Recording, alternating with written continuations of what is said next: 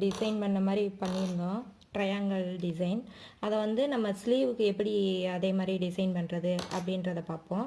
வாங்க வீடியோக்குள்ளே போகலாம். அதுக்கு முன்னாடி நம்ம சேனலை சப்ஸ்கிரைப் பண்ணுங்கள், பெல் பட்டனை கிளிக் பண்ணுங்கள். அப்போனா தான் நான் போடுற எல்லா வீடியோஸும் உங்களுக்கு உடனுக்குடனே நோட்டிஃபிகேஷனில் வரும். இப்போ வந்து இதே மாதிரியே இன்னொரு ஸ்லீவ் பண்ணலாம். அதுக்கு வந்து நம்ம இப்போ என்ன செய்கிறோன்னா, ஒரு 3 இன்ச் அகலத்துக்கு துணி கட் பண்ணி வச்சுக்கிறோம் நீளமாக. இது வந்து நம்ம தேவைக்கேற்ற மாதிரி எடுத்துக்கலான்றதுக்காக. இது வந்து லைனிங் துணியில் வந்து எப்படி அட்டாச் பண்ணுறோன்றதை பார்ப்போம். இப்போ வந்து இதுதான் நம்மளுக்கு ஒரு ஸ்லீவு. நான் வந்து கொஞ்சம் மட்டும் அடித்து வச்சுருக்கேன். அதாவது சென்ட்ரலில் வந்து ட்ரையாங்கிள் ஷேப்பில் நம்ம முதல்ல அடிச்சுக்கணும். அதாவது இப்போ மார்க் பண்ணி காட்டுறேன். இந்த ட்ரையாங்கிள் ஷேப் வந்து நான் அடிச்சுக்கிட்டேன். அதுக்கப்புறம் வந்து ஒரு ப்ளூ கலர் துணி எடுத்து இதில் ஜாயின் பண்ணணும். இப்போ இந்த இதில் க்ராஸாக ஜாயின் பண்ணுறோம். நம்ம கையோட சென்டர் எந்ததை மார்க் பண்ணிக்கணும், அந்த மார்க்கிங்கில் கரெக்டாக வர மாதிரி இது சென்டர் க்ராஸாக வச்சு அடிச்சிடணும்.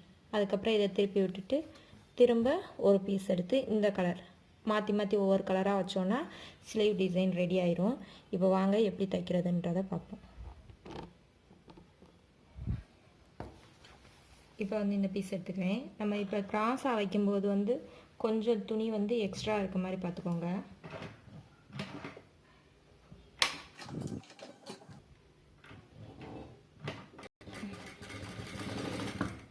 இப்போ வந்து கிராஸாக எடுத்துக்கிட்டு இந்த சென்டர் இதை வந்து மார்க் பண்ணிக்கிட்டு இதுக்கு கிராஸ் அடிச்சிடணும். அடிச்சாச்சு. இதை வந்து அப்படியே பேக் சைடு திருப்பி விட்டோன்னா அந்த ஸ்லீவ் டிசைன் ஒன்று போல் ரெடி ஆகும். இதே மாதிரி இன்னும் அந்த பீஸ். இப்போ வந்து இந்த பீஸை வந்து நான் இங்கே வைக்கிறேன். கொஞ்சம் இழுத்து வச்சுக்கோங்க, ஏன்னா இந்த பீஸ் வந்து கிராஸாக வைக்கும்போது இந்த கார்னர் வந்து இதாகும். அதனால் அந்த கார்னர் அடிச்சுட்டு இங்கே வந்து கிராஸாக வச்சுக்கோங்க. கிராஸாக வச்சு திருப்பி விட்டுருங்க.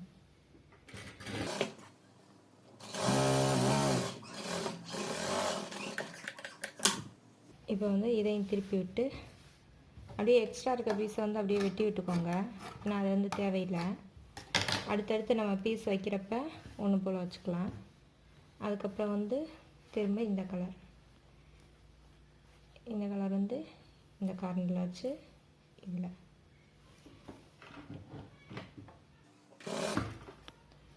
இந்த கார்னரில் கொண்டு போயிடணும்.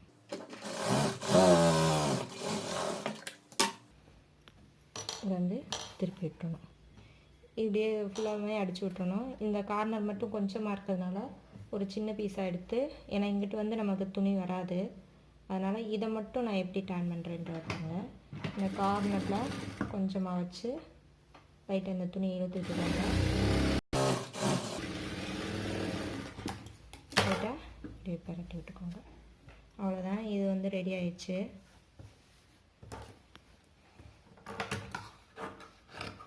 இது ஒன் சைடு வந்து ரெடி ஆயிடுச்சு. இதே மாதிரியே டபுள் சைடு நம்ம ரெடி பண்ணணும். இப்போ இந்த ஒன் சைடு வந்து நம்ம முடிச்சுட்டு அந்த எக்ஸ்ட்ரா பீஸை வந்து நம்ம கட் பண்ணி விட்டுலாம். நல்லா இழுத்து விட்டுக்கோங்க.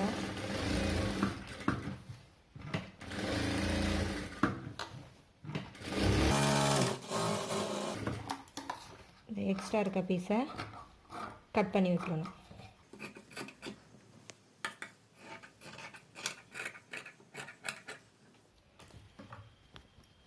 இப்போ வந்து ஒன் சைடு டிசைன் வந்து ரெடி ஆயிடுச்சு.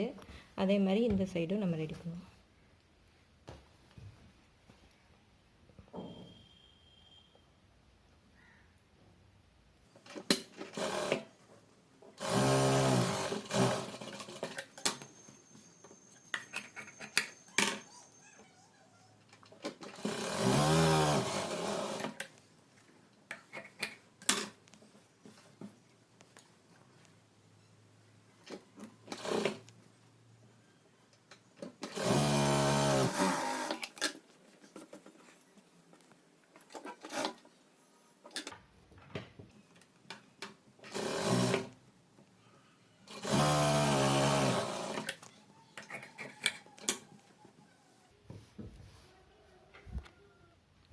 இப்போ வந்து அடிச்சிட்டோம். இதை வந்து சுற்றி தையல் போட்டு நம்ம கட்டி விட்டுடலாம்.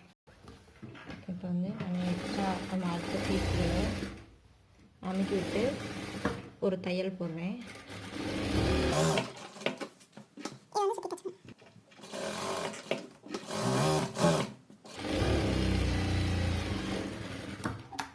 எக்ஸ்ட்ரா இருக்க பீஸ்களை வந்து கட் பண்ணி விட்டுறணும்.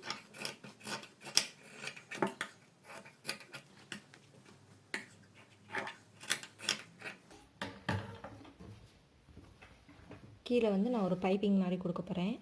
அதுக்கு வந்து இப்போ சாரீ கிளாத் இப்போ வந்து நான் அந்த சாரீ கிளாத்லேருந்து கொஞ்சம் துணி எடுத்திருக்கேன். இது இப்போ வந்து ஒரு சின்ன பைப்பிங் மாதிரி கீழே வைக்க போகிறேன்.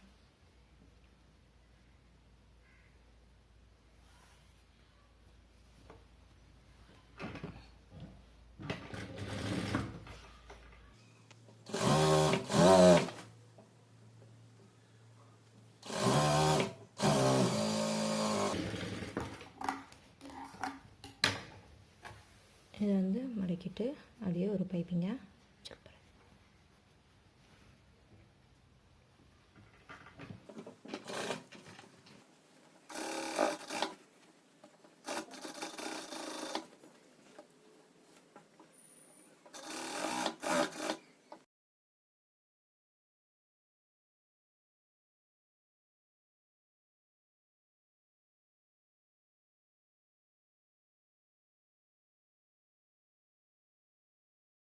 வந்து நம்ம கைக்கே அந்த பைப்பிங் வந்து கொடுத்துட்டோம்.